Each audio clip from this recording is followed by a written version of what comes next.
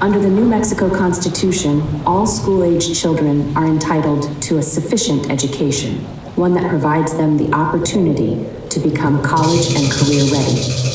For decades, however, the state of New Mexico has failed to meet this constitutional mandate by denying students adequate resources and opportunities to succeed in school. In 2014, New Mexico families and schools sued the state for violating the state constitution's sufficiency clause.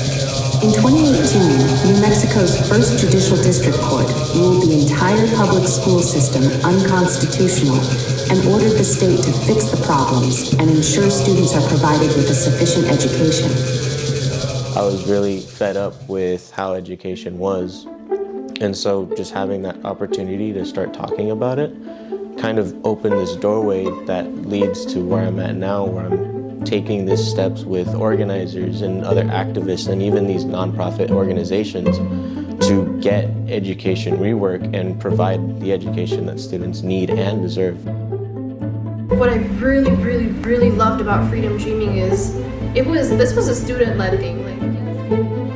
So this dance was originally to show what our classes could be like in a couple of years. When it comes to legislators and enacting these kinds of policies, I think that's one of the biggest problems, is not listening. Just from the heart, like begging them to notice us. Every student is always looking for this sense of community, this sense of belonging. But as I grow, I'm gonna get better at it.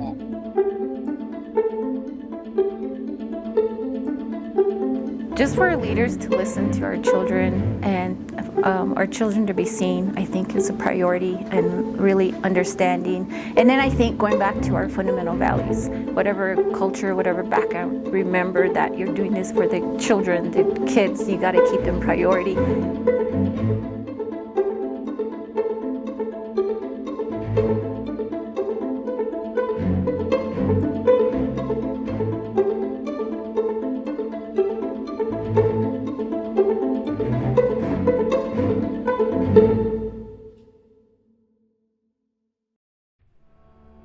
Yat she Wilhelmina Yazzie Yinishya. Zilga Adish Chitni National Kiani Bashishin, Twitchini, Dashichi, Ashihe, Dashanella, Tetrak all the Inasha, Aro Traish Archin, Aro Belinash Inige, Naslana the Nanelle. What ego the Nastan Inishna. Greetings, relatives. My name is Wilhelmina Yazzie. I am originally from Casamara Lake, New Mexico, which is the eastern part of the Navajo Nation.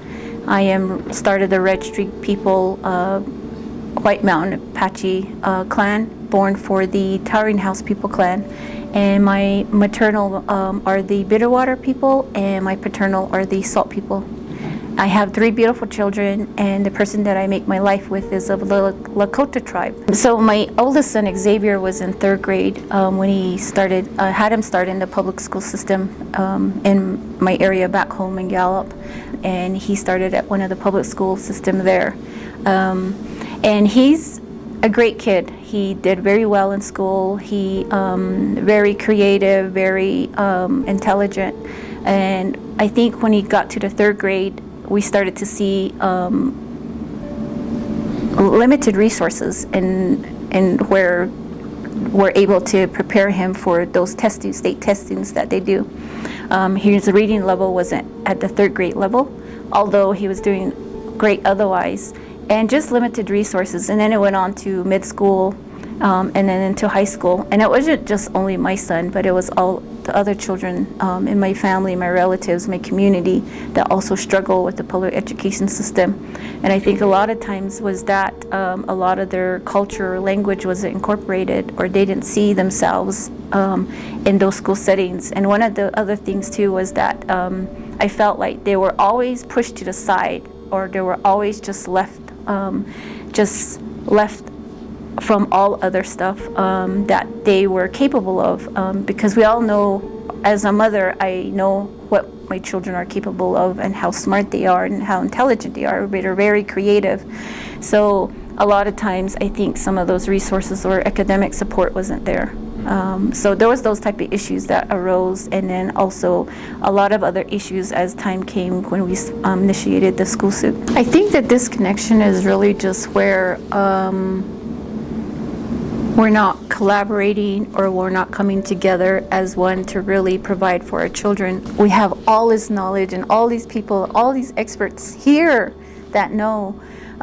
So a lot of it, I think, is just not utilizing each other in a way to help our children. I think it's very important that our public schools work to preserve our culture and our language because their identity, again, is really important when they face a lot of these, when they go on to life to choose what they want to do. So the Yazzie Martinez litigation is a lawsuit against the state of New Mexico for the state's failure to provide students an adequate education. And what that means is that an adequate education is one that provides students the opportunity to develop the skills that they need to be successful either in college or in the workforce.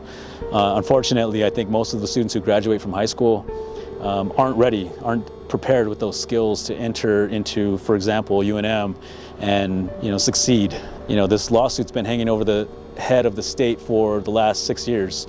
What has the state done and how have things changed in that time? So the Yazzie Martinez litigation is really about creating change. It's creating social change. And this is an opportunity for the state of New Mexico to look at this lawsuit as an impetus for the type of transform that we want to see for the state of New Mexico for the future.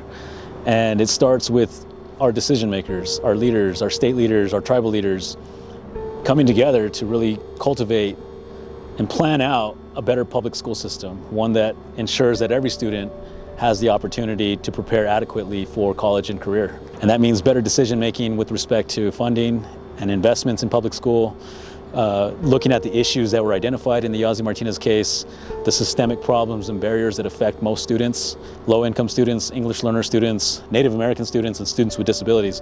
Those are the majority of students in New Mexico. So what are we doing to address each of those groups? What are we doing to address the systemic barriers that are preventing those students from being here and when they graduate from high school? And those decisions are going to be remembered for the next generation and generation after that. We're going to look back and say, what did our lawmakers do in response to this Yazzie Martinez litigation ruling? What did they do to respond to the crisis?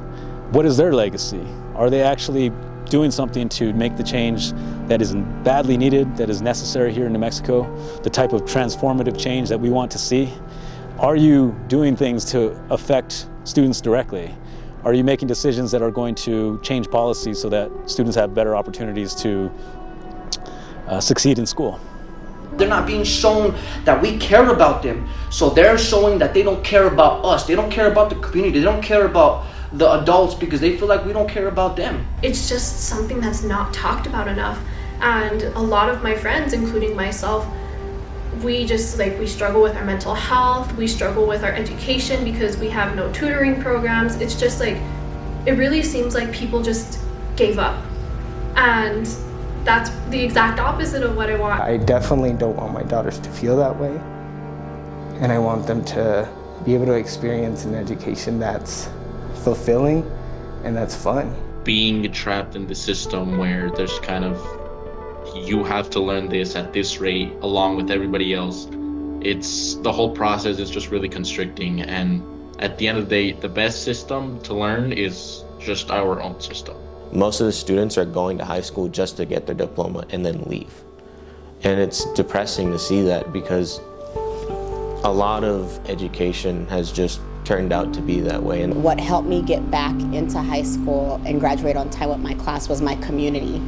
And what we should have, a vision for me is, I didn't have deep relationships with the educators, but my community was asking me, what are you gonna do? Are you gonna go back to school? Do you need support? How can we make sure that students and educators, they center themselves and ground themselves in understanding it is not the filling in of a box, but the thinking outside of one, right?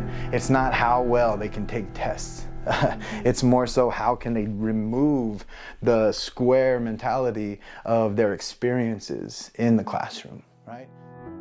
So what we ended up doing was creating a public awareness campaign centered on education equity, and what we ended up doing about 2 years later was partnering with Transform Education New Mexico to really take this local campaign statewide. The audacity of these two women, a Native American woman and a Hispanic woman, to challenge literally the public education department toward equity around culture and language, and just that sense of igniting real learning in our children, their children.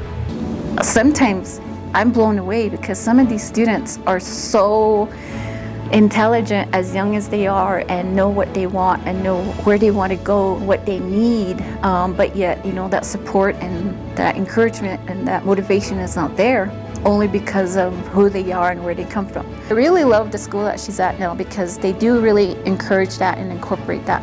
So our teachers are able to talk to our kids in their language as well. So yeah, I think that the whole initiative of language revitalization is very important right now. I got to remember that the children is who I represent, and that's my work is for them. Not just my children, but all the children in our community across the state, you know, in our area. And yeah, so for our children, I always encourage them to be proud of who they are, where they come from, and that to know that they're loved and they're valuable and they're worthy, and that they can, you know, just be as capable and be successful as any other students.